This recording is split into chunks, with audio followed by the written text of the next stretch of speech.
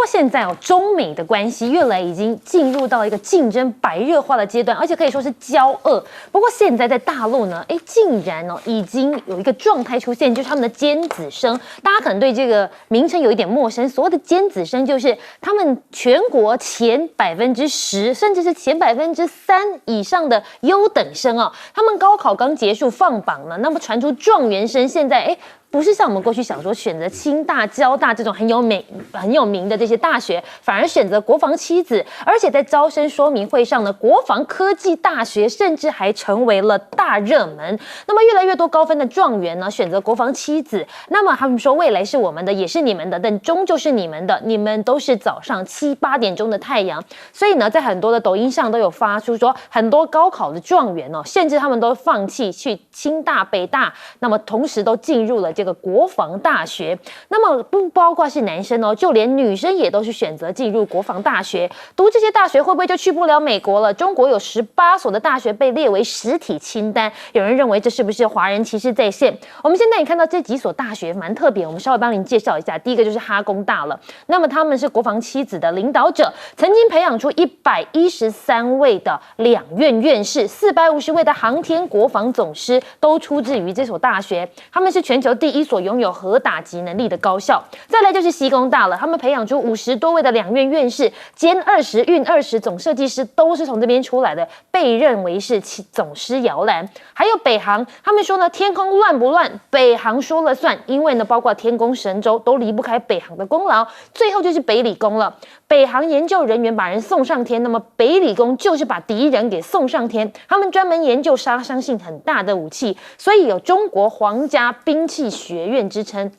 但现在中国大陆对外关系现在是不是也要改变了呢？对外关系法加强涉外适用，法工委就说了，这跟长臂管辖不同。对外关系法最受关注的地方就是在第4章的33条里面讲到，危害国家主权、安全、发展利益的话，中国就可以采取的一些反制措施。那么中国对外关系法上路，战狼斗争的另外一章吗？因为从7月1号开始实施这个对外关系法，是中共自建政以来首次推出最大的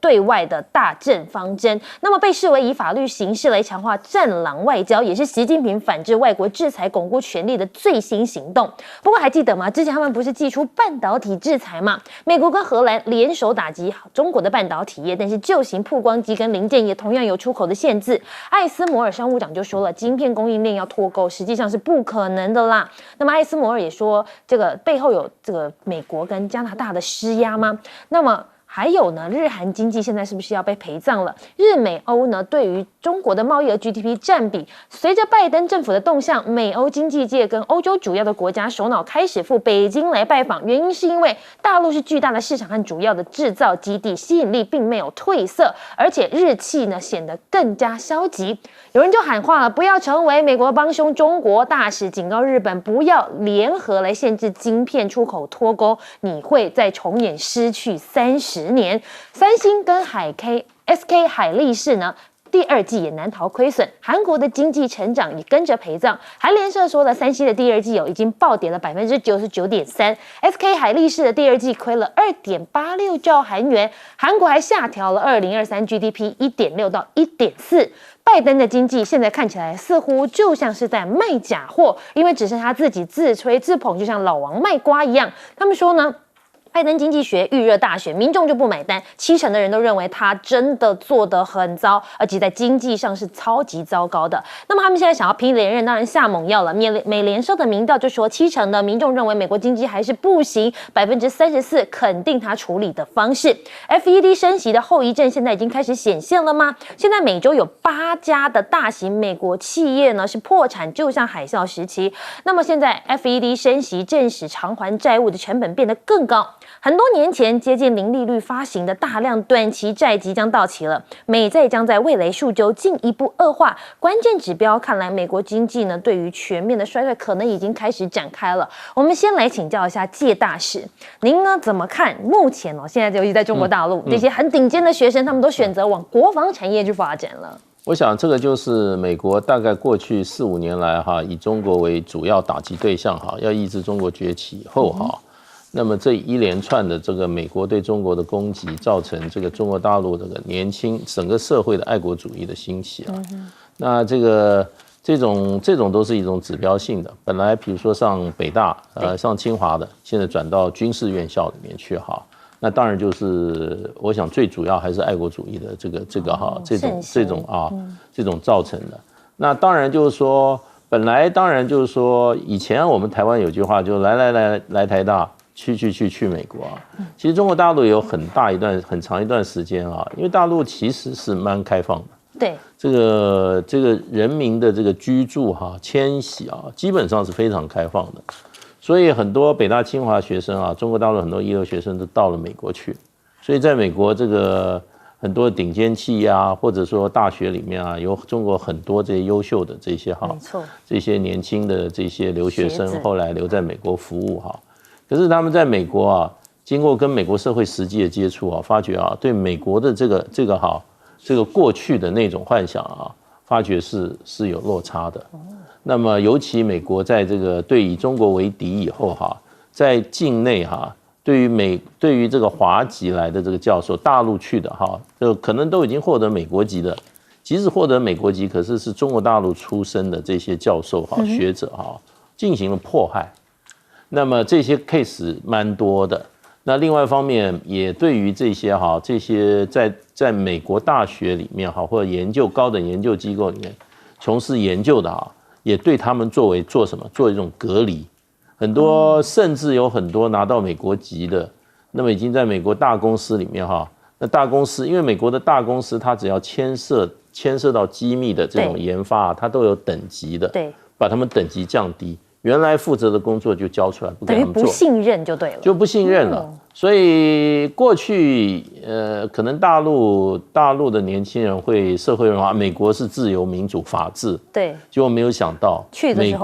美国这个国家哪有真正的自由民主法治啊？他这样以你为敌的时候，什么都对你不利，那没有什么平等，没有什么公平之类。所以这些我想对大陆对整个社会重新了解美国这个社会的本质来讲的话。我想倒是美国帮助中国大陆很大一个忙，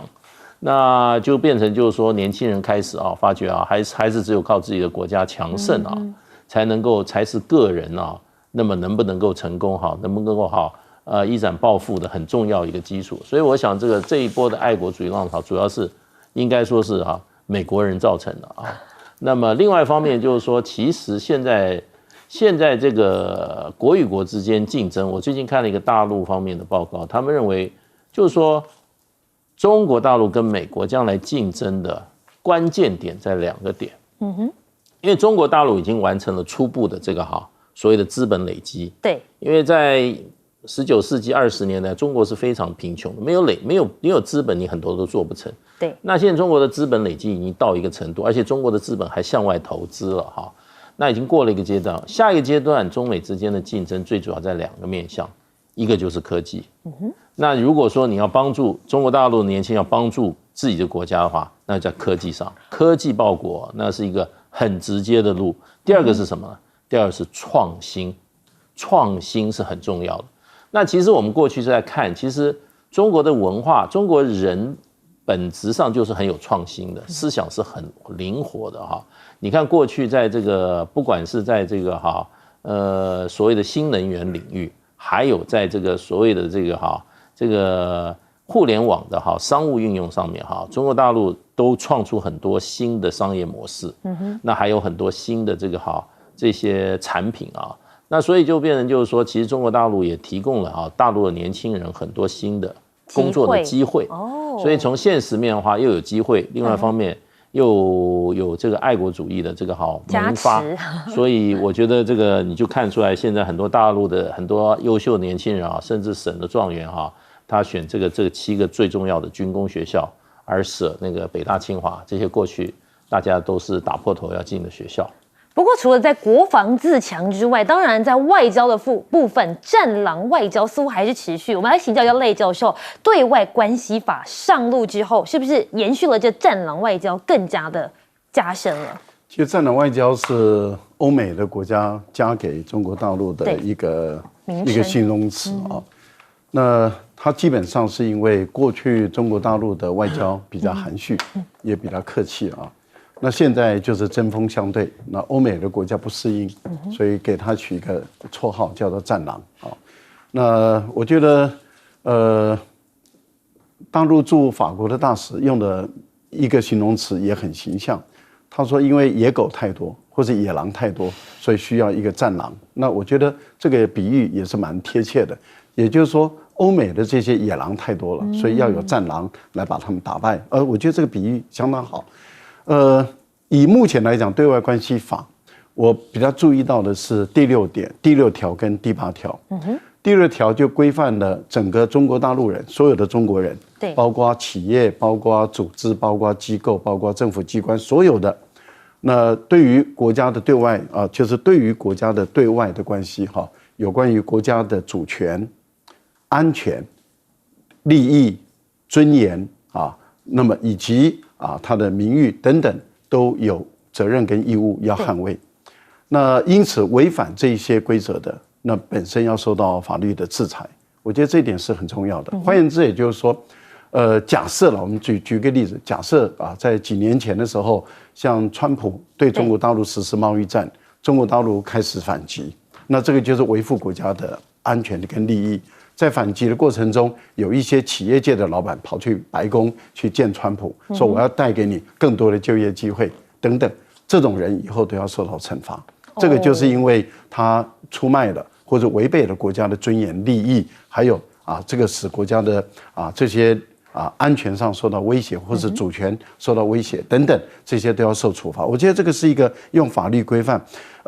国防的问题我想讲一下，因为我了解的比较多一点。了解。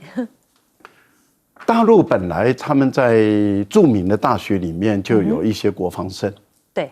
像我去过北京大学跟清华大学访问过他们的国防生，也就是说他们从著名的大学中，他们也吸收了很多的学生。他去清华大学读书的时候，他毕业以后会到军方去服务，所以他都利用寒暑假的时候去接受训练，接受军事训练，但是平常就在北大跟清大读书。那他毕业以后就成为解放军的军官，就进入军队里面来服务。所以他们事实上，解放军从北大、清大等很多一本的大学里面吸收了很多尖子，进入他们的军队来服务。第二个呢，就是他们的国防七子这些学校本来在中国大陆就是很难考，而且已经都是尖子的学校了，在过去就是一个很难进的，像哈尔滨工业大学，在过去我们叫哈军工，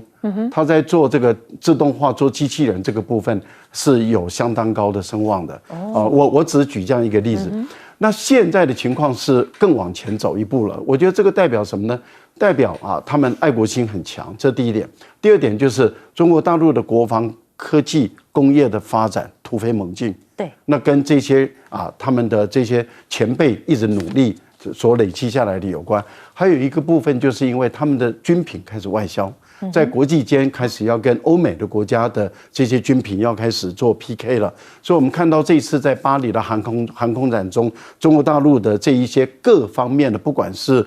这种歼20啦等等的所有的这些新一代的战机，都已经要向国际间的市场在角逐。这个，而且这一些国防工业、这些国防企业都有上市，这代表什么？它的前景十分看好。所以我觉得有更多的人进入中国大陆的这个国防体系里面来服务，这代表这个行业还有这些人的判断是相当的准。所以不能用台湾的经验来看待中国大陆，因为中国大陆他们这些都是非常顶级的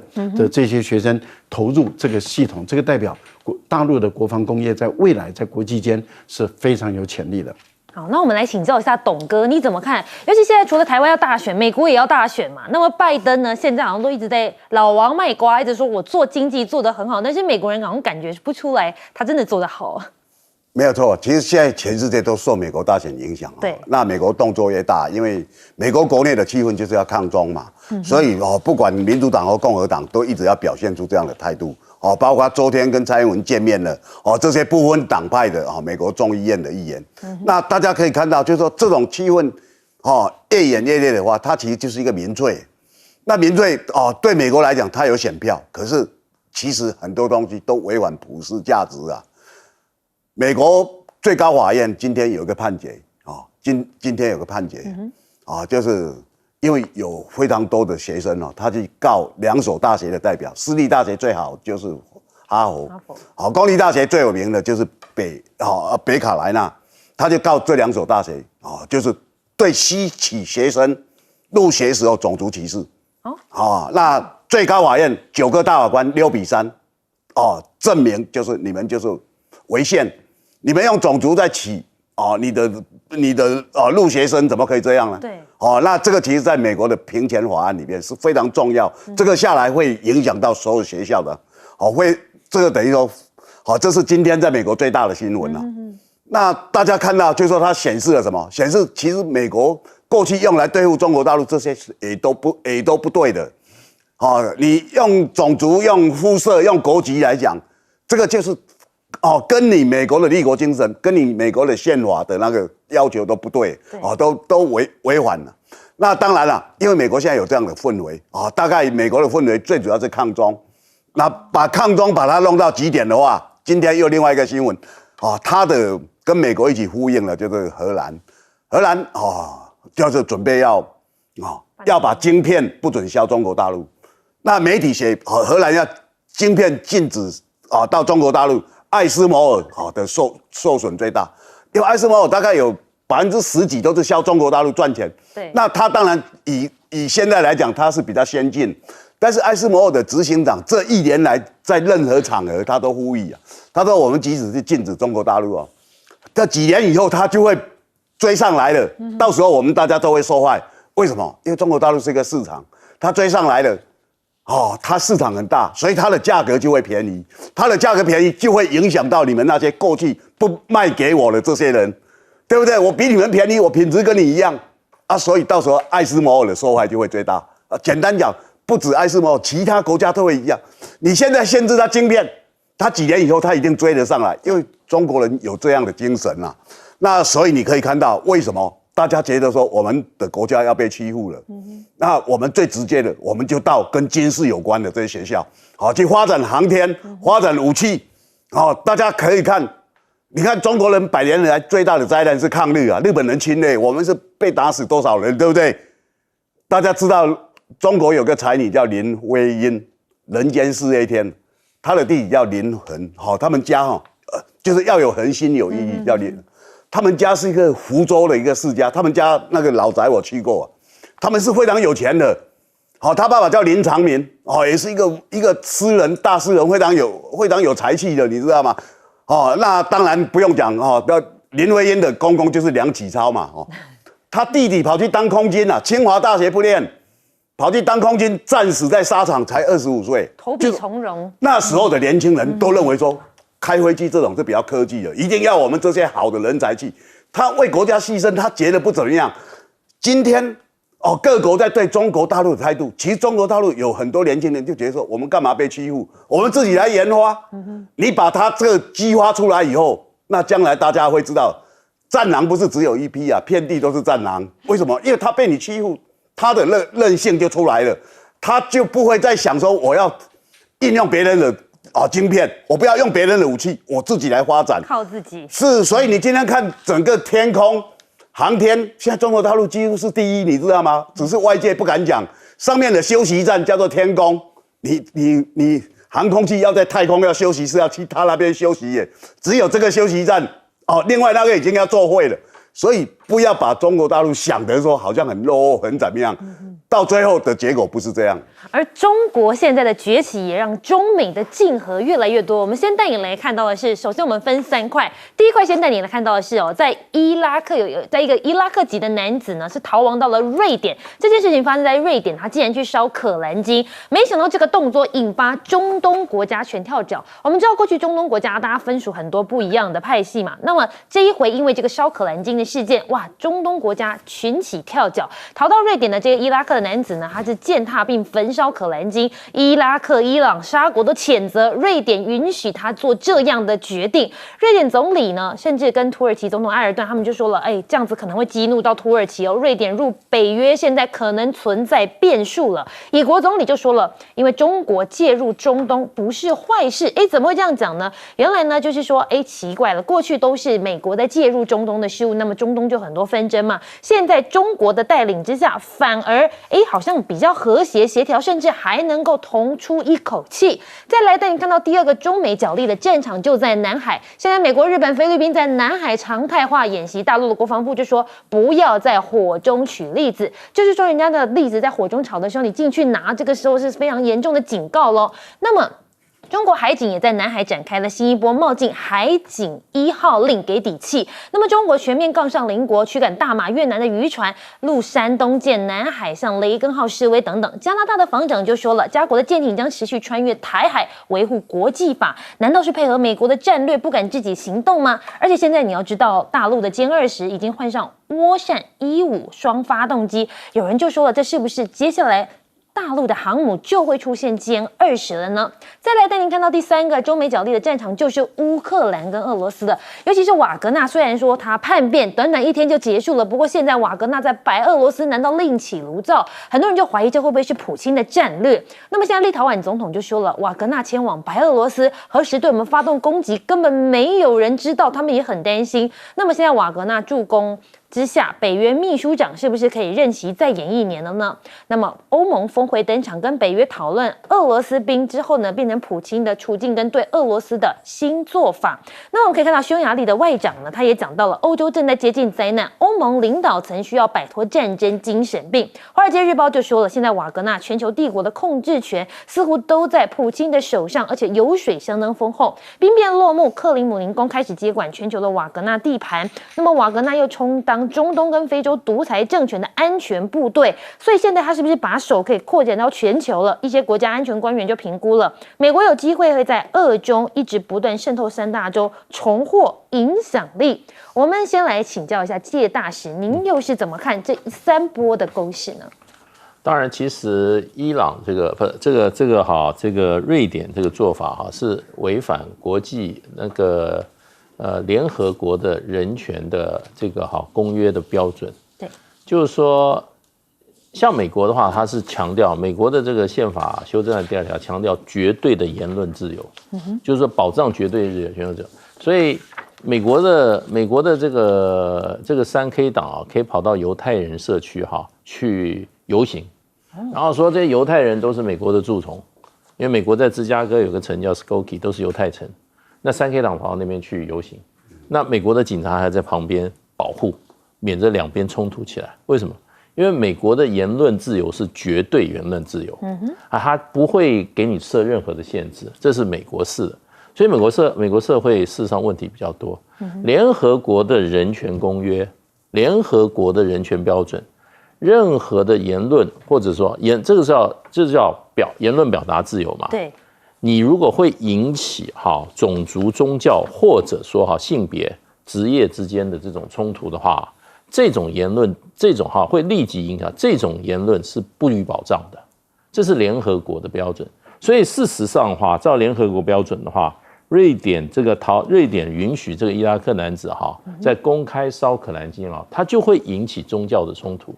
就应该照联合国的规定的话，这种就是不能允许的。是你不要去挑起宗教间的冲突，这是明显的挑战伊斯兰回教的。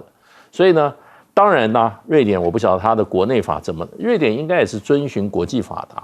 那不会像美国这个国家有自己一套的，国际法是一边，它有自己的一套。那瑞典如果也这样的话，那它是违反国际法因为国际法如果它有加入到这个所谓的这个公民权利、政治权利公约的话，这是违反他所签的公约的。所以呢，不论如何的话，就从法律角度上，瑞典这个是值得争议的，他的政府不采取行动。那另外一方面，就是这种行为，事实上的话，从政治上、从社会上，真的是会引起很大的争议的。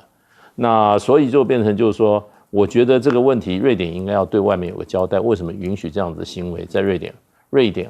产生。那瑞典常常强调，我们也是很民主自由，可是问题，不管你民主自由怎么样，你不要妨碍到别人的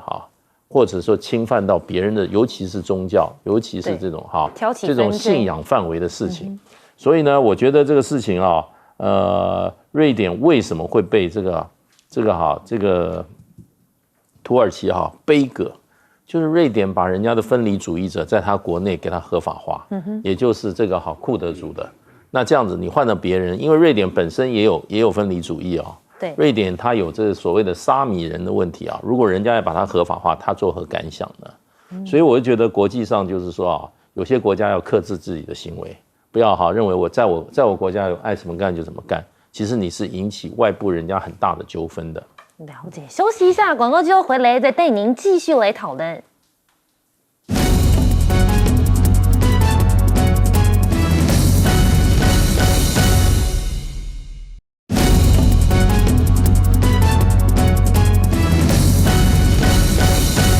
回到新闻大白话，我们来继续请教一下赖教授，您怎么看呢？尤其是这个烧可兰经事件，现在引发了中东国家的跳脚。中东的穆斯林他们对于他们的信仰是很虔诚，而且很坚定很认真的。我觉得真的是不能够开信仰上的一个玩笑那当然，瑞典的国家的法律规章是这样子，所以瑞典有的时候也会，当他接受了这个人或者给他匹夫的时候，他就要承担匹夫带来的后果瑞典现在碰到的一些麻烦，就是他想要加入北约，对，但是土耳其是反对的。那可是因为7月份的时候的北约的高峰会议就要开了，要讨论瑞典加入的问题。前2天还传出瑞典跟土耳其已经达成协议了。瑞典已经满足土耳其的要求，也就是说，对于他南方的库尔德族人把它界定是恐怖主义这个部分，可能已经有点妥协了。但是匈牙利是反对，匈牙利反对瑞典加入这个北约，所以目前来讲，今年7月份明天就7月了。对，那北约的峰会能不能让瑞典加入？我看变数确实是蛮大的。但是我记得布林肯有讲的一段话，因为这是这2天公布的嘛。他说，我会继续做中国大陆不开心的事情，我也会继续讲中国大陆不高兴的事就是他会继续这样做。他认为中国大陆也会对美国这样做。那我就很想问一个问题，就是说，大陆做了哪一件事让你美国人不开心？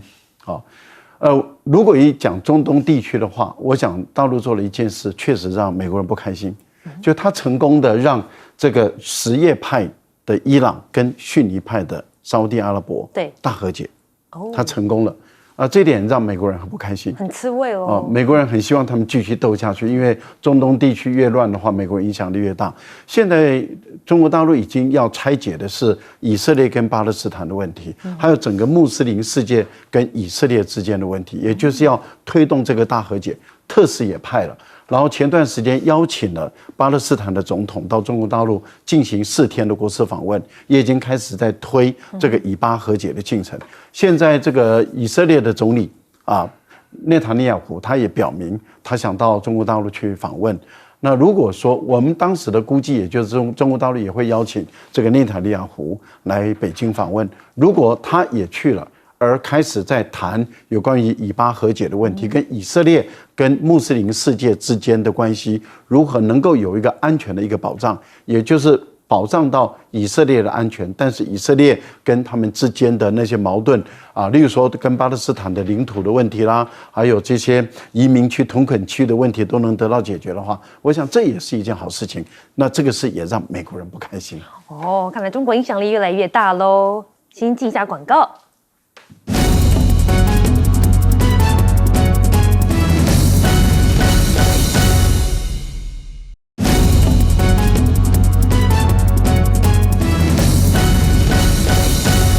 新闻大白话，董哥，我们想要请教一下，这个瓦格纳集团现在是不是已经深入白俄罗斯，反而变成普京的另外一个伸手的角力战场？没有错啊，今天有媒体报道说，瓦格纳他所有在各地的佣兵的生意都被俄罗斯接手了，反正是一个暴力，油水最多。但是他有一个怎么样情况呢？其实今天已经传过来了，叙利亚那边有6000个瓦格纳已经投降已经去编入俄罗斯的国王。那本来他们的国防部要求说，帮俄国打仗的所有这些佣兵7月1号之前，你要来重新登记来归户。那这引起了现在的瓦格纳的不满。这个其实是一个静音啦。他前面当然有很多因素，你不给我武器，不给我什么样，那后面你还要求我这样，我本来就讨厌你国防部长跟参谋总长，你现在还叫我要去找你来登记。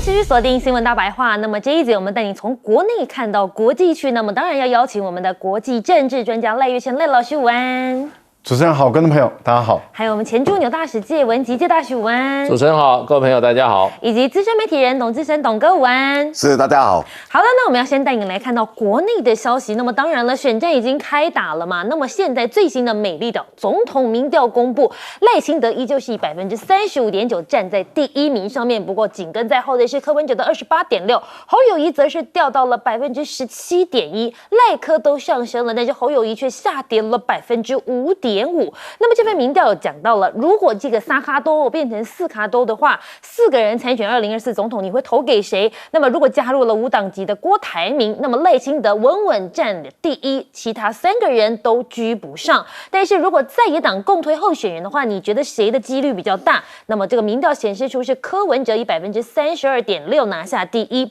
但是总统大选的民调支持度，如果呢是蓝白合是由柯侯配对上赖萧配的话，哇，那么柯侯配可以拿下44.4%的支持度，赢过了赖萧配的38.3%。所以现在呢，国民党的前立委蔡正元就喊话了，别当蓝三贵了，柯侯配是唯一的胜选方案。不过现在呢，赖清德打的国际牌，他还是喊出台湾成为经济的日不落国。他说只锁定中国的年代已经过去了，但是我们看看中国真的过去了吗？今年多少的欧美领导人去中国访问，包括了法国总统马克宏，那么冯德莱恩，巴西总统鲁拉，洪都拉斯的总统卡斯楚都跑到中国去见习近平，就连商界像是苹果的执行长库克、特斯拉执行长马斯克、比尔盖茨，甚至是 Intel 的 CEO， 通通都到中国去，不是中华民国。那么呢，现在赖清德说的这些人，难道都已经活在过去了吗？蔡英文的糖衣毒药真香，有人说呢，怒重启服贸被狗咬，柯文哲呢密会 ECFA 的推手，谁呢？就是前陆委会主委赖幸元。我们都知道过去呢，赖幸元也是一直在推嘛。他说，当时谈判 ECFA 的时候，利用中共内部体制的矛盾，像是国台办跟商务部之间的竞合关系，他们就掌握到，他们急着想要签ECFA 的心理，所以我们还争取到了18项农产品，像是茶叶、金针菇、石斑鱼都可以销往大陆去。那么反服贸是在操作民粹，赖幸元直接说了，服贸就是 ECFA 的一部分啊，所以民进党根本不敢废掉 ECFA。资深媒体人黄文安就讲到了，蔡总统有过14次的机会可以终止 ECFA， 但是他通通没有这么做。而我们再带你看到的是，那么总统一直在讲的美国糖衣，我们到底什么时候才可以尝到呢？这21世纪贸易倡议协定。那么接见美国智库总统说，力推签洽避免双重课税的协定，需要携手打造更具韧性的供应链。而现在这个21世纪贸易倡议协定要送立法院审查，原本行政院坚持呢，应该是行政协定不是条约，送立法院查照就可以了。但是美方呢需经国会审查，我方回避立法院，政院跟绿委协商之后，有意把查照改成审查。所以美国现在难道又惯性点火了吗？美国智库访问民进党，分享乌克兰战争给两岸的启示。拜登还引述了日本首相岸田文雄的警告，防范台湾成为下一个遭到侵略的对象。他说呢，现在俄罗斯已经在入侵其他国家了，台湾会不会成为下一个？难道要把我们变成下一个乌克兰吗？我们先来问一下董哥，你怎么看这美丽岛电子报的民调？美丽岛电子报我一向不太相信因为他过去的那个都不准。我随便举个例子啊，2012年马英九跟蔡英文选举的前一年就2011啊，那时候美丽岛电子报还没有出现，对，但是他这个负责人就戴立安先生，他那时候他说，依照他做的民调，他那时候的眼见嘛我做这民调这3年来马英九的民调始终输给蔡英文，每一次都至少5%以上。可是2012年票投出来，马英九赢蔡英文6%，所以你的不准确率已经到10几了。这是非打脸不可了。然后后来美丽岛电子报成立，2018年他的董事长吴子嘉对外讲，柯文哲100%是漏选，各位可以上网哦，你现在就上网写柯文哲100%漏选，新闻出来就是吴子嘉讲的。2018年是柯文哲当选啊，大家都知道柯文哲打败了丁守中跟姚文智啊，是不是？所以你可以看到，我从来不相信他，但是因为我觉得他是在带一个风向，风向带的有效哦，有效，就是说我把你打第3，你就很难那个，所以我认为吴子嘉他是一向的惯例哦，他是挺利的，他是非常利的，只是他用一个反串的手法，让大家觉得说他很讨厌民进党，其实他是支持民进党，如果民进党扶不起来，他就支持柯文哲。所以他们在这次支持高虹安、支持钟东锦，他就是不支持国民党，你知道吗？其实就是这样在操作啦。我是觉得他这样在操作，但是你可以看到，就是说在台湾选举，你当然因为我们现在在选举里面，民调的力量是很大的。对，民调在蔡英文当总统以后，台湾至少都成立了2/3以上的民调公司，因为你总统会被批评，所以就有很多民调。那这些民调公司名不见经传，都没有听过。那台湾这些大的老牌的民调公司我其实都还蛮熟悉的啦因为我过去在中时、在联合、在 TVBS 或者过去跟世新大学或者台北大学政大选研中心，这些都比较老牌子。那最老当然是盖洛普。我讲说你碰到了就是说，它是一个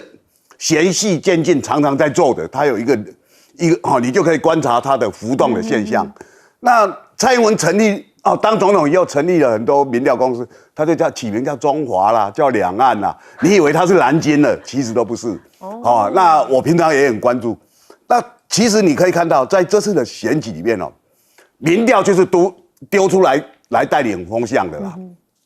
那这种风向有时候它就会造成民众的影响，就好像我有一天回家碰到我邻居，我住板桥，那邻居说：“今天接到民调公司了。”我说：“什么民调公司？”就是上一次美丽岛民调做完侯友宜第3的时候，下来就有民调公司就打来，第一句话就问说：“先生你好，我是什么民调公司现在侯友宜的民调已经第3了这一次下来你们要支持谁？”他就是这样，就是一个导引的方向。所以我是问话就对了。他用问话来带领那个，那这个其实在台湾民调已经变成重要的选战手法然后你再配合。网络啦，或者那些水晶啦，那大家起来玩的话，其实就会造成一个影响。那我有时候在看这些其实我觉得在台湾有时候你太相信这些也不一定。譬如说蔡正元讲什么叫蓝山柜，那个我们当然听不懂，因为清兵已经入关7年多了嘛。那你说这个谁要当蓝山柜？我告诉各位一个正确数字了。我们。以蓝金来讲，这些年来搭配最强的就是连宋配了，不用讲，对不对？2004年嘛，如果大家讲说没有2颗子弹，应该连宋配会赢嘛。那时候，现在大家都还是这样想。那2003年连宋配那一天我记得，因为那一天是情人节。2月14吗？ 2月14，然后连战跟宋楚瑜，2个大党合起来，陈水扁的民调是22，连宋配的民调是多少？56。这么高票投出来是什么结果？我们当然以结果见真章嘛。对，你不要去管2颗子弹，那时候是可以赢到200万票以上票投出来是怎么样？所以和未必是好，你知道吗？和就可以有很多做可以文章的空间，对，做文章的空间太多了。他们那时候就讲，哎呀，你看把宋楚瑜打的都可恶，都怎么样因为我们知道那个。赖老师跟在宋那边是那时候他是在那里就很熟悉的啦那我讲，他们讲最杀伤力一句话就是什么？他们2个当选连战就是傀儡，那个外省人宋楚瑜就会操盘，就是这外省就打族群，省级新节。对，我出去跑新闻都是听到说族群，那我到中南部去跑，大家都在讲，哎呀送盘呢，我讲。怎么可以操作成这样？后来2颗子弹当大力级操作下去就怎么样？电线杆上面就写，1号台湾人，2号中国人对，就是这样中共配合国民党，就要打死，用开枪打死台湾人的总统，全部是这种标语，然后市场散发都是这些，所以我说现在还有半年多啦。对，蓝金如果自己在讲这些，都是很羞辱性的有人讲要防专啦，有人讲你侯友宜要去搭配啦，你不行啊。这些人其实他的讲法都在拉自己的士气。那台湾过去三家都很成功了是谁？是2000年的陈水扁啊。陈水扁民调始终是第3啊，对不对？最强的是宋楚瑜啊。2000年台湾第2次总统大选，那国民党的连战组织很强，但是宋楚瑜那时候他的那个民调很高嘛，对，大家都记得那一场。结果最后是谁当选？陈水扁啊，民调第3的人当选啊。所以我跟你讲，选举陈水扁到选举投票前4个月，民调还一直是第3啊。他有一次碰到我。他说：“到底要怎么把它弄出来？”我说：“我看国民党跟宋楚瑜在内斗，我说看样子对你是有帮助的，是不是？国民党斗宋楚瑜的新票案啊，最后选举结果大家都知道。对，所以现在讲很多东西都太早，你现在只是在打击士气的话，对这场选战毫无帮助。联合起来，蓝白合或什么也没有帮助。国民党很多人早就在讲蓝白合，那蓝白合立委怎么分？立委就完蛋了嘛，对不对？”本来国民党的立委是可以过半，被你这样一喊，那变成是要把国民党的立委拱手让给台湾民众党吗？根本不可能。这些讲的都是不了解整个选举的政治现实。没有错，但是我们要来请教一下介大使，你又是怎么看？尤其现在赖清德的外交政策，他既然讲出这样子的话，他是一个副总统，他说只锁定中国的年代已经过去，但我们看到好多人都跑到中国去访问了，这样子的话，您怎么看呢？基本上他就是台独嘛，就是台独理论一向都这样讲，跟中国走在一起，而违反世界潮流哈，跟中国在一起就没有好处。就台独我们从小听他就这样讲啊，对不对？可是问题就是说，这是他的政治口号啊。那如果是这样子的话，那你为什么不叫蔡英文把那个 ECFA 废了呢？对不对？如果废的话，那你就是说，我们现在42%的出口都卖到中国大陆市场啊，对，那你就废了啊。那你这才符合你的这个要成为日不落国的目标啊，对不对？这么崇高理想，可是你做法跟你的理想根本背道而驰嘛，对，而且这不符合世界潮流啊。你任何哪一个经济体会变成神经病，去跟世界第2大经济体说我跟你背道而驰，现有的市场我都不要。所以这个东西就是说去抓那个空气人家你会突然会增加10%的东西到美国市场吗？美国不会，这个市场都是长期形成的对，它是跟分工跟你的经济的体质是有关的对啊，那你欧洲会突然把我现在不跟中国大陆做生意，欧洲的市场就出来了，没有这种道理嘛。所以这边就是在天方夜谭，就是一个死硬的台独分子啦。那他上来的话，我认为他搞不好就会走这条路，那就是台湾经济的灾难啦。希望它只是一个选举语言。那不过就是说，这个民调不过几次民调下来，都是一个显示一个现象这个现象我觉得值得国民党要深自警惕的。为什么？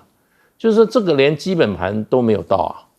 对，就是说不管你是今天说又掉到17了，还是20或者22，国民党基本盘最少也有30%对，而且现在说实话，大家都讨厌民进党都希望要下架民进党。这个整个社会氛围里面，国民党基本盘我看大概有到3.5%到4%都有，但现在好像都还没出来。那问题，国民党的票为什么没有给侯友宜呢？这是侯友宜要出来好好想一想的对，现在我赞成董哥讲，现在不要讲什么合不合了，人家发觉你自己的支持者票都不给你，那你还叫别人的支持者把票给你吗？所以国民党的选举人通常都犯了一个错误，去抓那个空气票，忘了顾基本盘，东也不敢讲，西也不敢讲这个又温良恭俭让，那个又怎么样？拜托你要巩固你的基本盘，在今天的情况下，今天蓝军的票都团结在你的底下，你就当选了。因为柯 P 在那边东搞西搞，最后他只骗到绿的票，只有绿的不满绿的，现在蓝的对绿的绝对不会去投到绿那个地方。对，所以问题就变成国民党的基本主张是什么？国民党基本主张是反台独的，92共识就是反台独。你为什么不主张92共识？到现在都不讲清楚，对不对？现在很多还没有归队的，就是你政策没讲清楚，路线不讲清楚，对不对？另外一方面就变成就是说，你不要在那边往那个中间靠，人家都怀疑你到底是不是真正的国民党的信徒。国民党的信徒就是什么？中华民国，对不对？就是9·2共识，一个中国的原则，你都没有讲清楚的话，国民党的基本盘怎么归队呢？所以对于这个侯友宜哈，事实上哈，他是因为没有经过初选啊，所以他本来就没有让国民党的这个支持者去好考验一下他对他的基本的政策论述。那现在他要讲清楚，我认为他只要讲清楚以后啊，那些基本盘就回来了。所以现在刚刚的这个介大使讲到基本盘很重要，不过我们带你看到，其实这次的美丽岛电子报民调，其实跟 TVBS 之前做的民调有一点点相像，就是侯友宜都从第1掉到第3，而且目前好像还没有回弹的机势。我们来请教一下赖教授，随着民进党攻势一直出现的时候，那么侯友宜这个民调现在还是位居在落后的状态，你是怎么看呢？侯友宜的民调落后，我想这是不争的事实。那也就是说，以目前我们在坊间社会所接触到的一种感觉也很强烈，就是确实侯友宜是掉到第3名。柯文哲的支持者很稳定，就是太阳花学运的这一群人，也就从20岁到40岁，他掌控了绝大部分，超过1半以上。那剩下的就是侯友宜跟赖清德在争，但是剩下不到一半侯友宜真的还是比赖清德再少一点。所以柯文哲的支持者，你看我们的选举从20岁到80岁的话，那柯文哲已经拿到20%啊，就是20岁到40岁都拿下来。所以红蓝就是蓝营跟绿营的基本盘都萎缩了。对，那事实上绿营的基本盘只剩下3成多。那现在赖清德在巩固他的基本盘，那3成多。蓝营的基本盘我估计大概在2成多而已，不到3成啊。我的判断是2成，因为我选举选了很多年尤其帮连宋操盘的时候，是有一部分流向柯文哲那边去了。我觉得是柯文哲那边，因为柯文哲是新生一代出来，就是白色力量出来，这一代绿营的拿不下来，蓝营的也拿不下来。那柯文哲他自己的支持度有相当的一个扎实。在这个情形下，我倒觉得大家要思考一个问题，就是各政党自己选自己的，不要在政党配来配去，不要没出息。不管是民进党也好，还有民众党也好，国民党也好，任何一个政党都不要没出息，就是个人选个人的，不要再配谁。对，听到配都已经想吐，恶心。为什么？因为已经到了今天这个地步了，各政党都有自己的立法委员的候选人，都有自己的政策，都有自己的候选人都已经出来了，还在谈配，我就觉得这个是真的是恶心，再加恶心啊！所以如果民调在做配的话，坦白说还是2个字：恶心啊！另外，我觉得赖清德的主张到目前为止一筹莫展。